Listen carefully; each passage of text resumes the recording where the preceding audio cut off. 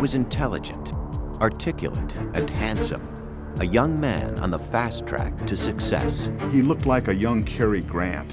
Yet during a grisly killing spree that spanned 5 years, Ted Bundy slaughtered more than 35 women. From his point of view, the thing that would make for good sex is an attractive woman whom he's going to handcuff, terrorize, and make her believe that she's going to die.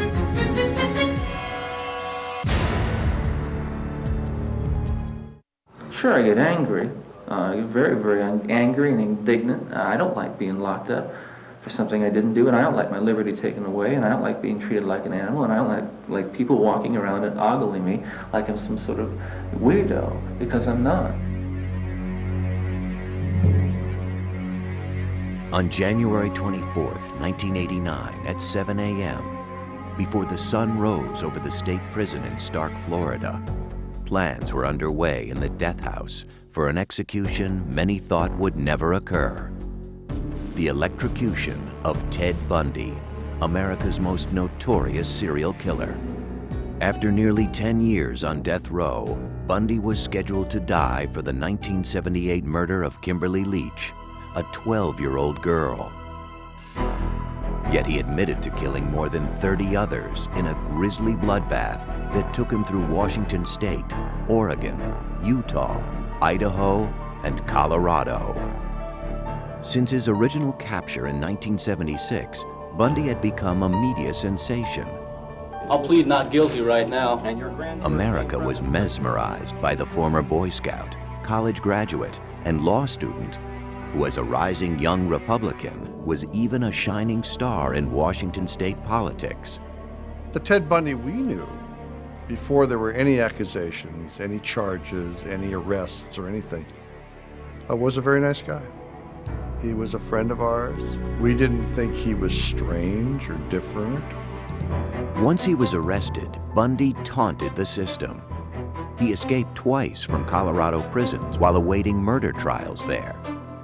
After his arrest in Florida, he showboated, acting as his own counsel while rapt groupies devoured his every move.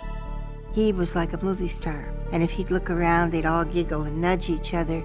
And I thought, it never occurs to them that if he were free and he met them on a dark night, they're just the type of potential victim he would be looking for. But Bundy's natural cockiness was now gone as 2 guards led him to the death chamber. Bundy seemed very resigned to his fate.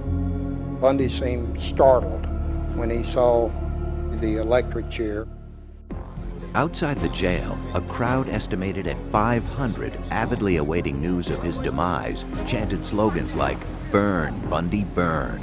They ran electricity through his eyes. 4, 3, 2, 1. At 7:16 a.m., an anonymous executioner pushed the button. 2,000 volts surged through Bundy's body. Within 60 seconds, one of the worst serial killers of all time was pronounced dead. When we came out after the execution, almost a carnival atmosphere on the part of some of these people. Cheering, blowing of horns, celebration. He'd had an easier death than any of his victims. Some 35 women may have fallen prey to him. Only he knew the real number, and he carried that with him to his grave.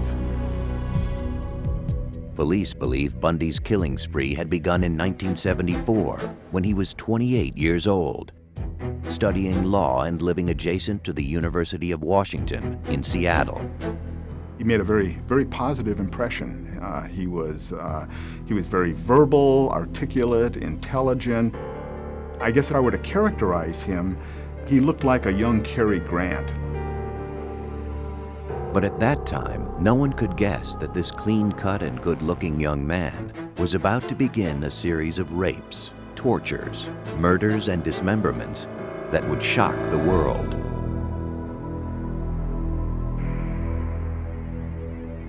After midnight on January 4th, 1974, Ted Bundy stood outside the basement bedroom window of Joni Lenz, an 18-year-old student at the University of Washington, He entered her bedroom through a door accessible from outside, and while she slept, he savagely bludgeoned her with a crowbar.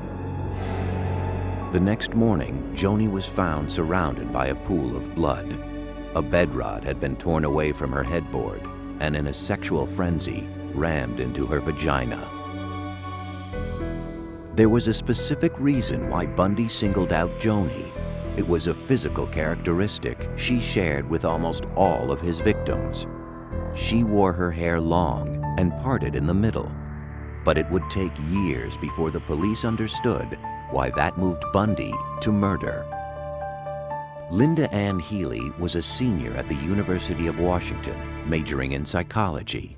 On January 31st, 1974, after Linda had gone to bed, Bundy broke into her room.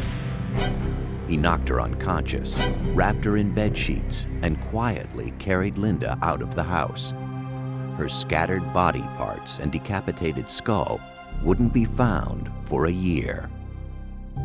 To those who would track him, and those who would later try to understand his crimes, the question remained: how could this charming and intelligent young man commit such unspeakable crimes against people he didn't even know?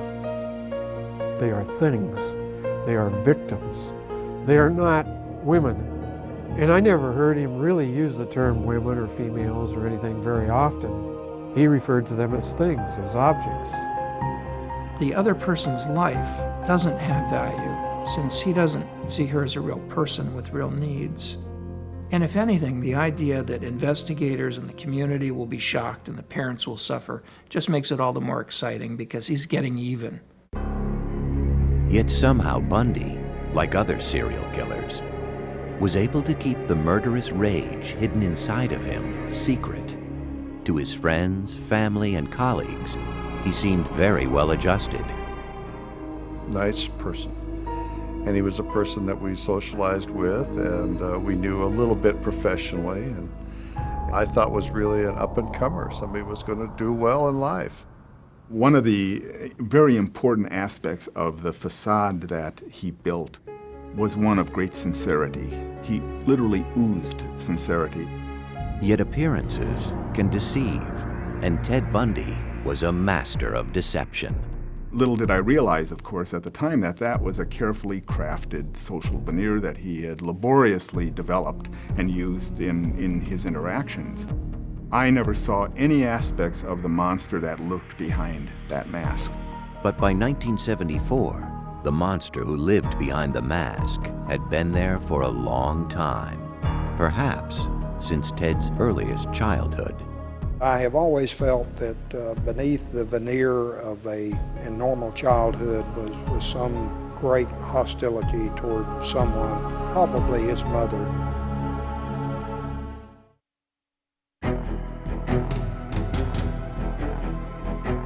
Police believe that in 1974, Ted Bundy embarked upon a series of grisly murders that began in Seattle, Washington, and over a period of 5 years spread through Oregon, Utah, Idaho, Colorado, and Florida. His rampage took the lives of at least 35 young women. When he was arrested in 1976, one of those most steadfast in his defense was his mother, Louise Bundy. She would continue believing in her son until his execution in 1989. My Christian upbringing tells me that to take another's life under any circumstances is wrong. And I don't believe the state of Florida is above the laws of God. Louise is a petite woman, a very nice woman. She was in denial until the night before Ted was executed, when he told her the truth. Many experts believe the seeds of Bundy's rage were planted in his childhood. He was born Theodore Robert Cowell on November 24, 1946, in Burlington, Vermont. His mother, whose maiden name was Eleanor Louise Cowell, was a prim, modest department store clerk who had come to Vermont from her home in Philadelphia to give birth to her child, a child born out of wedlock. Ted was born illegitimate. He was born in a home for unwed mothers. His mother, I think, was about 23 then. Soon after his birth, Eleanor took Ted back to Philadelphia. It was the beginning of a tragic charade. As he grew, Ted was told that his grandparents were his mother and father, and that Eleanor was his older sister. From an early age, Ted sensed he was living a lie. And there were other problems at home. Eleanor's mother had a history of clinical depression, suffered panic attacks, and was eventually treated with electroshock therapy. Her father, Samuel Cowell, was known to be an extremely violent and frightening individual. Sam Cowell was evidently a man with maniacal temper who read pornography, who tossed his daughters down the stairs if they slept too late. As he grew into a young man, the confusion over his relationship with his mother would weigh on Ted. Even at the age of 3, there were signs that he was not a well-adjusted child. His teenage aunt was taking a nap, and she woke up to see that he had taken all the knives out of the kitchen drawer and arranged them around her body with the blades pointing toward her. His mother, concerned with this behavior and trying to escape the control of her father, moved with Ted to live near her uncle Jack Cowell and his family in Tacoma, Washington. In later years, Ted said that it was devastating for him to leave Sam, the man he thought of as his father. In Tacoma, Eleanor went by her middle name Louise and worked as a secretary at the Council of Churches. One evening, she met a hospital cook named John Culpepper Bundy. Louise married him a year later, and her son finally had the name he would carry through life, Theodore Robert Bundy. But Ted was never close to John. He had a lot of conflict with his stepfather, looked down upon his stepfather because his stepfather didn't have a high enough station in life. Despite his new name, Ted still considered himself a Cowell and was drawn to his great-uncle Jack, a cultured music professor at the University of Puget Sound in Washington. Ted wanted to be just like him. It was very important for him to be someone special, to be recognized in some way. Over the next 10 years, John and Louise added 2 brothers and 2 sisters to the Bundy family. But Ted had little to do with them or their father. He had a Boy Scout troop, but Ted would never go camping. He just seemed to remove himself from any connection to his stepfather. And if there was no connection at home, there was even less at school. His junior and high school friends described Ted as very shy. He suffered from stuttering, and he did not date at all. He really didn't date unless it was a Sadie Hawkins dance where the girls asked him. But there was a secret side to Ted Bundy that was already emerging. He considered himself above the law. By the time he was 15, he had become an expert shoplifter and was a suspect in 2 burglaries. Grandiose narcissism, the ability to outwit the police, the ability to, flaunt authority, the ability to shoplift. All of these things helped confer on him this sort of narcissistic sense of specialness and entitlement. His relationship with women also changed for the worse.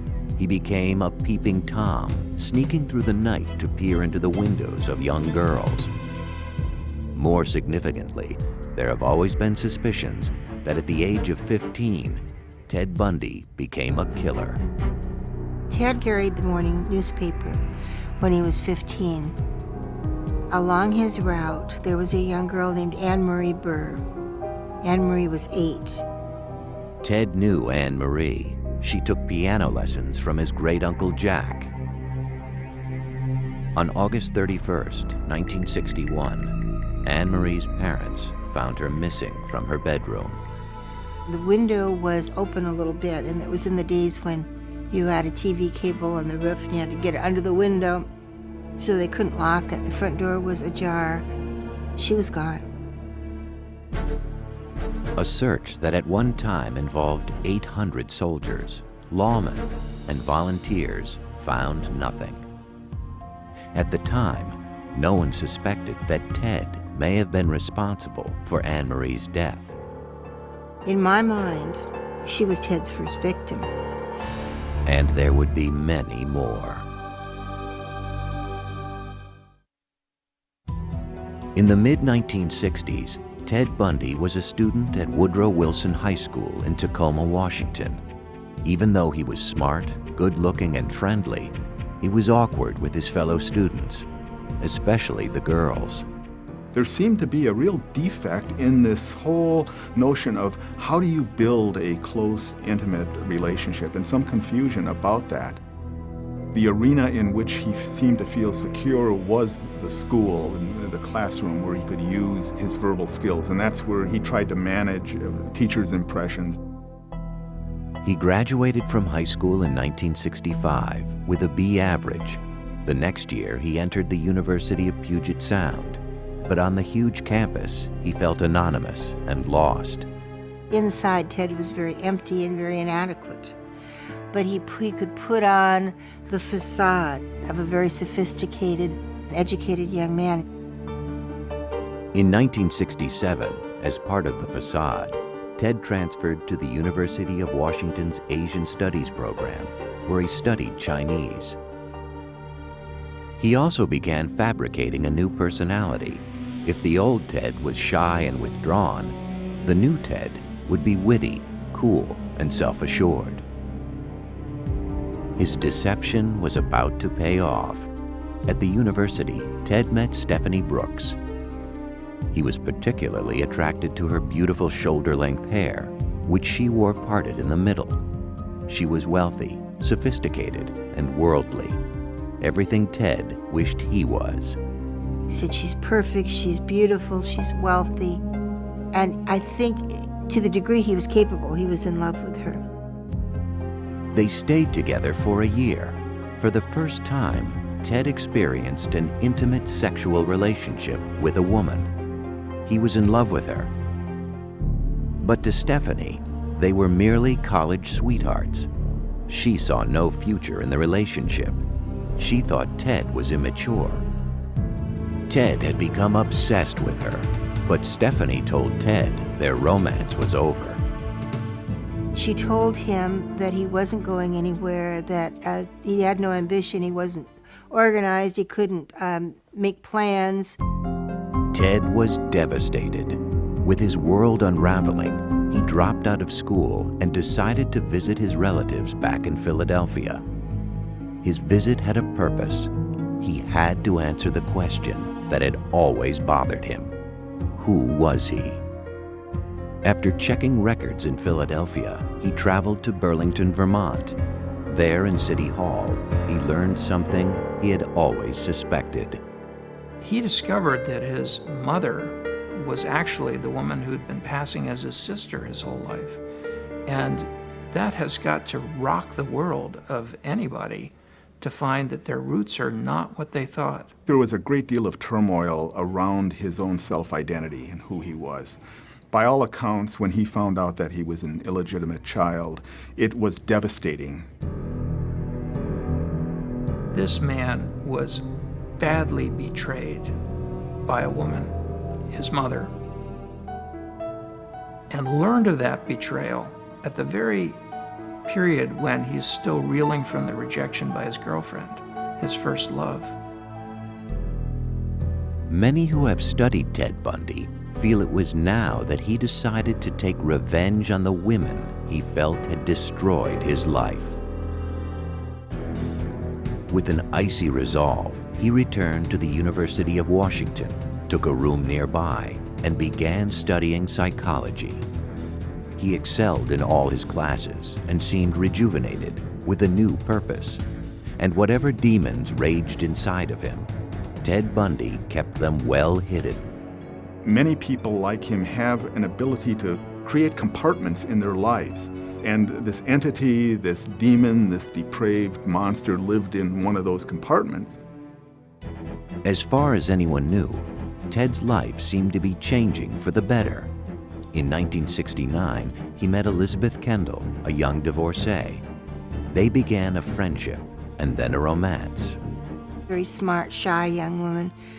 She came up here from Utah. They met in a tavern. She loved him. She loved him unabashedly. His relationship with Elizabeth seemed to work wonders for him, but underneath, he was seething and plotting revenge.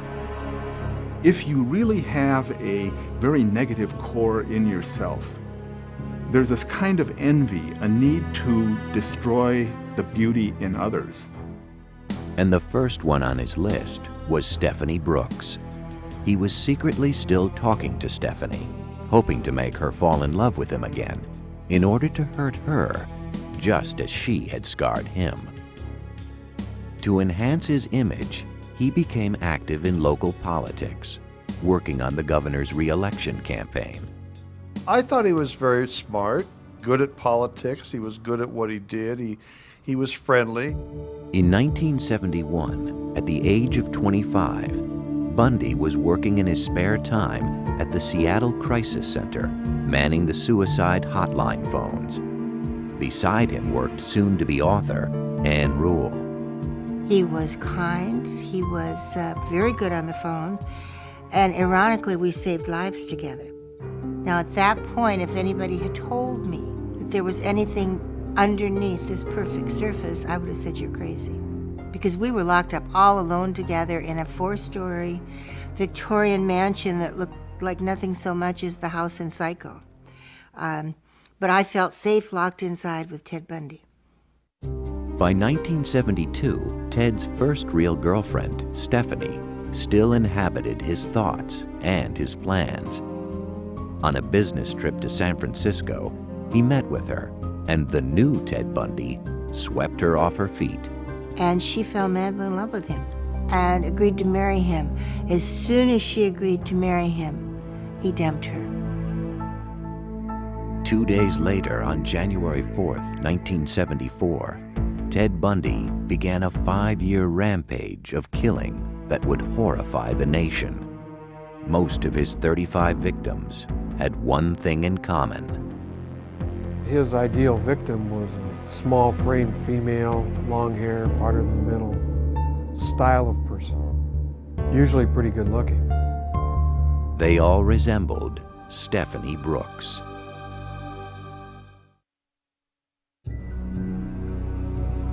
On January 4th, 1974, just days after severing his relationship with Stephanie Brooks, Ted Bundy began his reign of terror. Over the next 6 months, 8 women disappeared from college campuses in Washington, Oregon, and Utah. I think he was looking for victims 24 hours a day. There were people that he specifically was scoping out, acting like a predator towards, and then there were those that were just happened to be at the right place at the right time for him.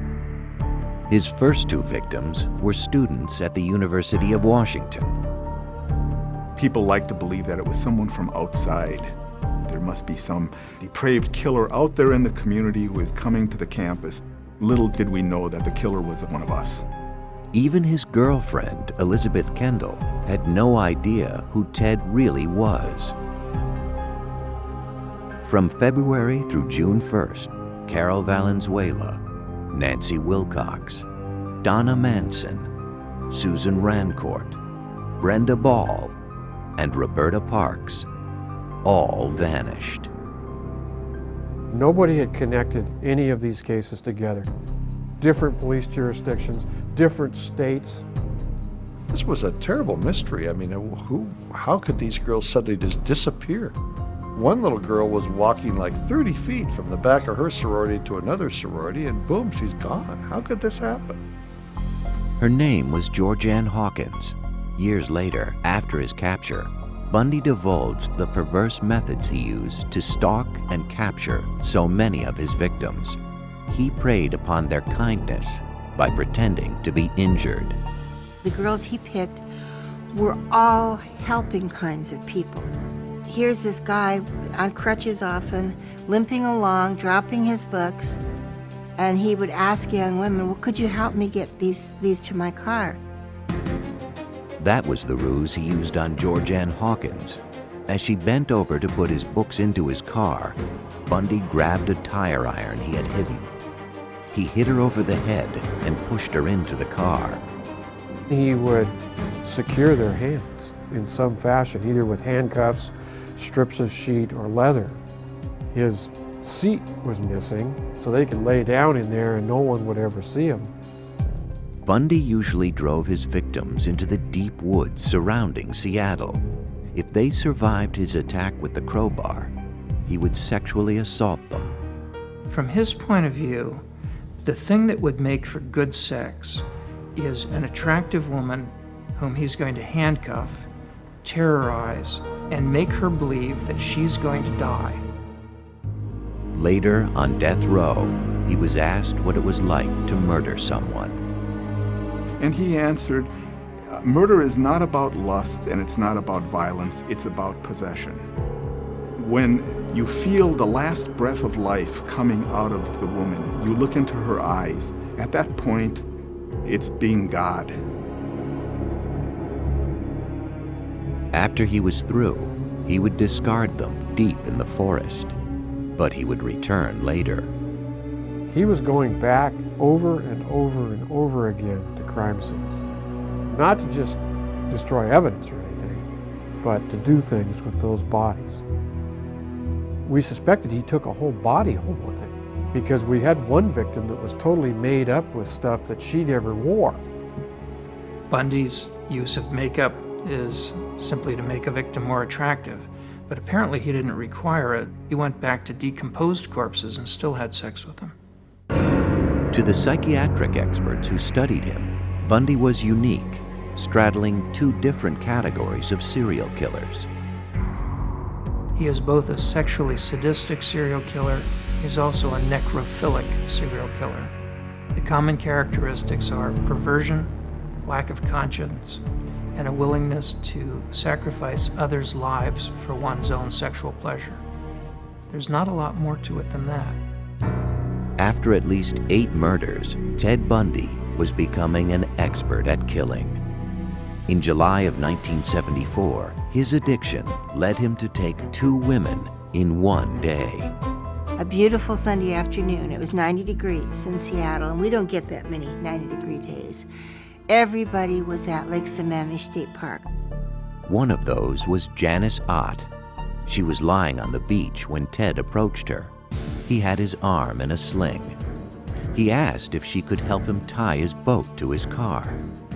When she got up to go with him, she stuck out her hand like she was going to shake hands, and she said, "Hi, I'm Jan," and he said, "Oh, I'm Ted."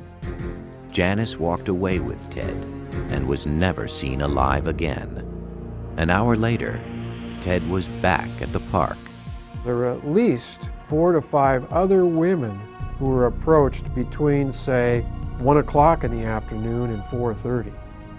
But something about Bundy must have put them off. Denise Naslund wasn't as lucky. At about 5 p.m., she walked to the restroom at the lake. She was there with her boyfriend, her dog, another couple. She left with the dog to go to the bathroom. The dog came back, but she didn't. After the disappearance of Ott and Naslund, witnesses who had met with the mysterious Ted at Lake Sammamish that afternoon came forward. A composite sketch of the man was circulated. The police received 3,500 tips and compiled a list of potential suspects named Ted. Bundy's name was among them. The name Ted was brought up. I never made the connect at all. You only met the monster through his acts. Between 1973 and 1974, the monster had been working for the King County Law and Justice Planning Office, where he was preparing a study on rapists and their victims. He was also secretly studying the procedures the police were using to try and catch him. By October 1974, 5 more bodies had been found, but most of them had decomposed or were just scattered bones. Bundy had left no clues, and he was long gone. 2 months earlier, he had been accepted to the Utah University School of Law, but he could not stop himself from killing. The Ted Bundy that we knew was not a murderer, but maybe an hour later he was. That's the awful part. Though his outward mask still projected charm and sincerity, the killer underneath it was about to be revealed. Bundy would soon be identified when one of his victims escaped.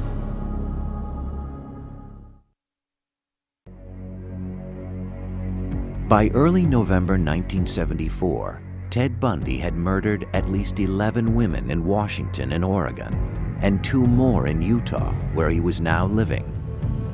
At the same time, he was studying law at Utah University. Probably could have easily become a lawyer if he hadn't been consumed with murder 24 hours a day. The thing is, with serial killers, they are addicted to murder. It's like any other addiction. People may try it first for a high, but you need more and more of the substance, and the substance is murder. But Bundy was about to make his first mistake. On November 8th, posing as an off-duty policeman, he tried to abduct 19-year-old Carol DeRanche from a shopping center. He told her someone had broken into her car and offered to help.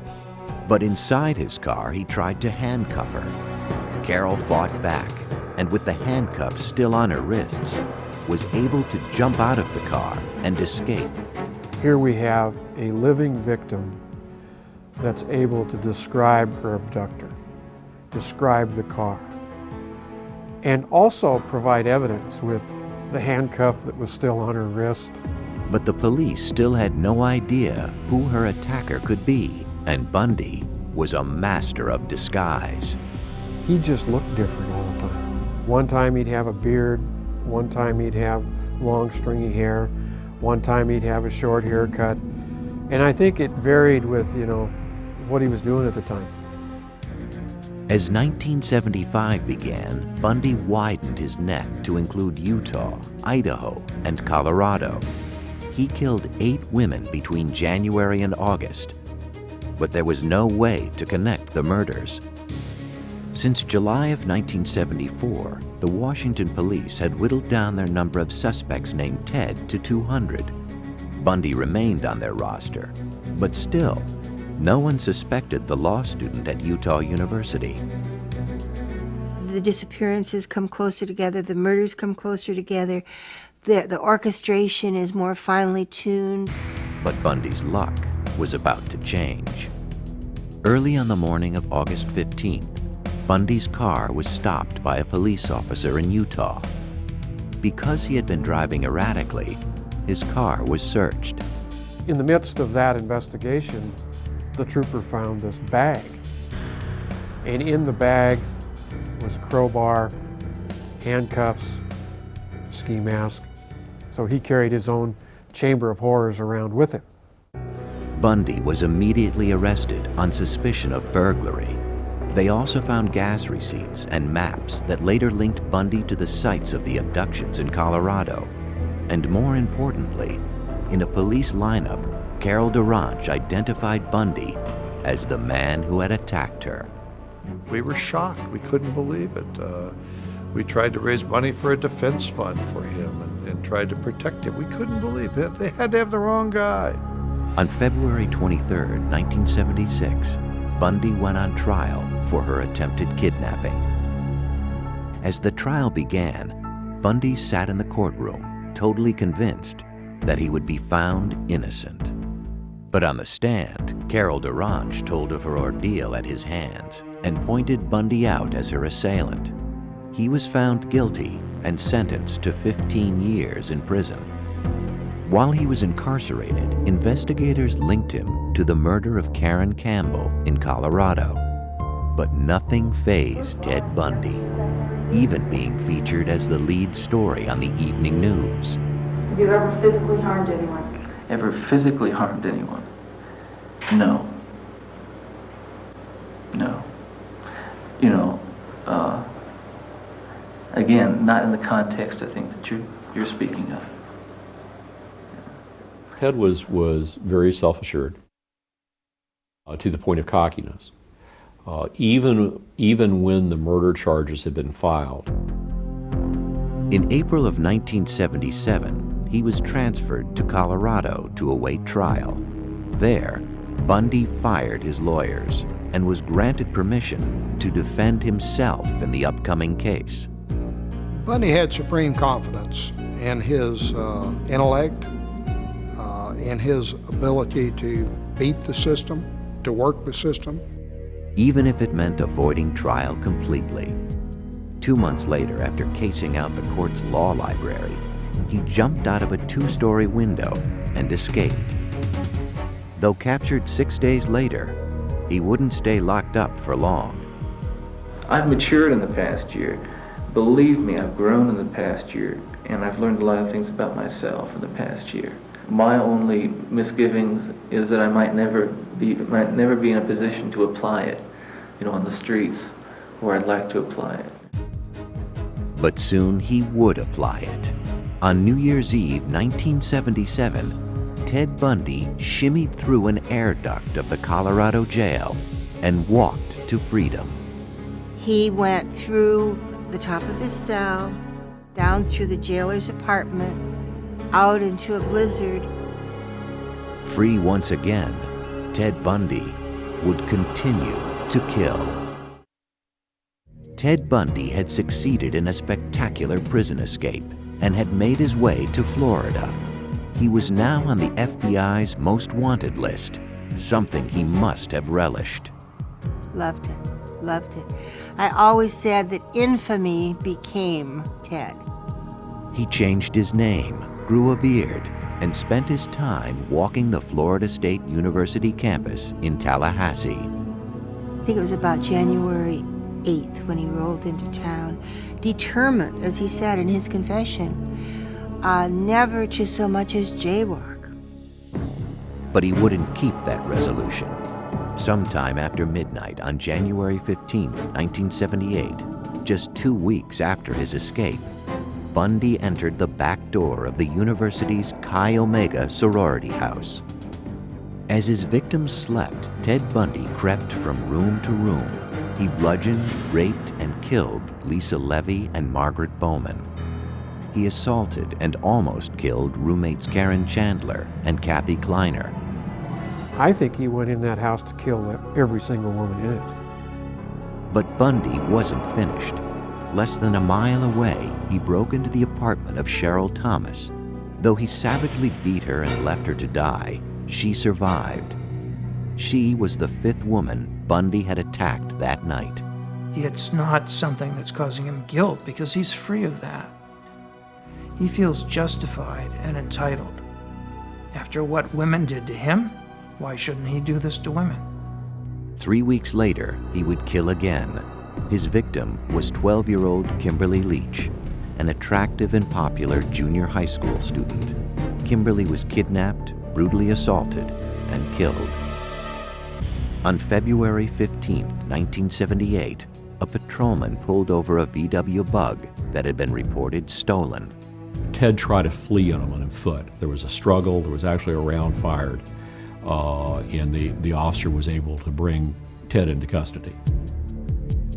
Bundy was arrested and identified. Over the following months, investigators in Florida gathered evidence that tied Bundy to Kimberly Leach's murder and the murders and assaults at the sorority house. Though other states sought to extradite Bundy, his first trial would begin in Florida on July 7, 1979. You going to represent yourself, or you going to get another attorney? I'm staying with the man I know best right now, and that's me. Bundy acted as his own defense attorney in the Chi Omega murders. He took depositions of witnesses. He filed his own motions, and I responded to those strictly on a professional basis. But at one point, as he questioned an officer about one of the murder scenes, the jurors had a terrifying view of the real Ted Bundy. He walked toward the jury, and you could see them kind of lean back in their chairs as he approached them. and he asked a few perfunctory questions of the officer, and then asked him to please state with great detail what you saw when you pulled back those sheets. And there was no human being in that building or watching the TV at that time that could have thought anything other than this man wanted to relive that event. 2 weeks later, Bundy was found guilty and sentenced to death for the murders of Lisa Levy and Margaret Bowman. In January 1980, Bundy went on trial for the murder of Kimberly Leach. Again, he was found guilty and sentenced to death. But his execution would not take place for some time. Over the next 9 years, Bundy would appeal his convictions and cheat death by a series of last-minute stays, sometimes only minutes before his sentence was to be carried out. Finally, after countless appeals, Bundy's date of execution was scheduled for January of 1989. To postpone his death, he told authorities that he would provide information on other unsolved cases linked to him. He gives them just enough information to get their interest, to show them that he does, in fact, know what he's talking about. And then Bundy systematically tells these investigators, you need to get with your authorities and have them contact the Florida authorities because I need more time to tell you this. This is all I can tell you today. And I need more time. If you can just get the Florida authorities to agree to more time, I can provide you with all of the details. It was a desperate ploy. It was a last-ditch effort, but even there, I think Bundy, up until the morning of his execution, Bundy really thought that he could postpone the inevitable. But he couldn't. On January 24, 1989, at the age of 41, Ted Bundy, the articulate, handsome boy next door, a man who had the capability of being virtually anything he wanted, but who instead chose to become a monster obsessed with murder, was executed in the electric chair. The real question isn't how to remember Ted Bundy. The question is how to remember all those girls. You know, right at the prime of their lives. You know, all these kids were 19, 20 years old. They had the world by the tail. They had the future. And how many families were left in just total tragedy and disarray? And unfortunately, we remember Ted Bundy, and I'd much rather remember those girls.